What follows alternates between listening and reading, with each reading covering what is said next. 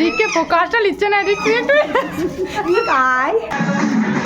Night club में आया मैं तो मुझको रोकेगा कौन और कहीं hello guys, welcome back to my channel. তো এটা হচ্ছে সরস্বতী পুজোর পরের দিন, মানে পান্তা ভাতের দিনের ভিডিও। আর সেই দিন স্নেহাদের বাড়িতে আমাদের পান্তা ভাত খাওয়ার নেমন্তন্ন ছিল। আর স্নেহাদের বাড়ি গিয়ে দেখে স্নেহা এই সমস্ত কাজকর্ম করছে, সেটার ভিডিও কিভাবে না নিয়ে থাকি বলো। পান্তা ভাতে তো মাছটাই স্পেশাল, আর ওদের বাড়িতে আমি মাছের ভিডিওটাই করতে ভুলে গিয়েছিলাম। যাই হোক, এইগুলো হচ্ছে আমাদের বাড়ির মেনু, সেটাও তোমাদের সাথে একবার দেখিয়ে দিলাম। আমি তো সেই দিন বাড়িতে খাইনি। আর সেই দিন বিকেলে আমরা পাড়ায় যেখানে নিজেরা সরস্বতী পুজো করি, সেইখানে কিন্তু আমরা ছোট্ট করে একটা বাচ্চাদের খেলার অনুষ্ঠান রেখেছিলাম।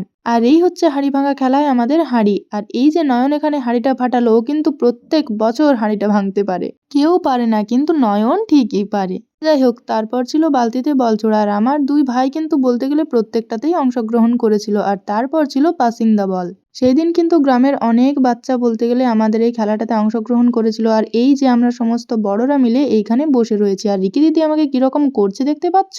তারপর হচ্ছিল বিস্কুট দৌড়, আর এইখানে এই বাচ্চাটা বিস্কুটটা হাতে নিয়েই দৌড়ে পালিয়ে আসছে। যাই হোক, তারপর কিন্তু হচ্ছিল শঙ্খ প্রতিযোগিতা। আর এইখানে তো রিকি দিদি একদম খাতা নিয়ে বসে রয়েছে যে কে কতক্ষণ শাঁখটা বাজাচ্ছে সেটা লিখে রাখবে। তারপর হয়েছিল মোমবাতি জ্বালানো, আর সবাইকার শেষে হয়েছিল পুরস্কার বিতরণ। না, তারপর অবশ্য আরেকটা জিনিস হয়েছিল, সেটা হচ্ছে অনোয়ার ঋজুদাতার নাচ, যেটা প্রত্যেক বছর একই গানে হয়ে থাকে। তোমরা চ্যানেলটা সাবস্ক্রাইব করে দিও।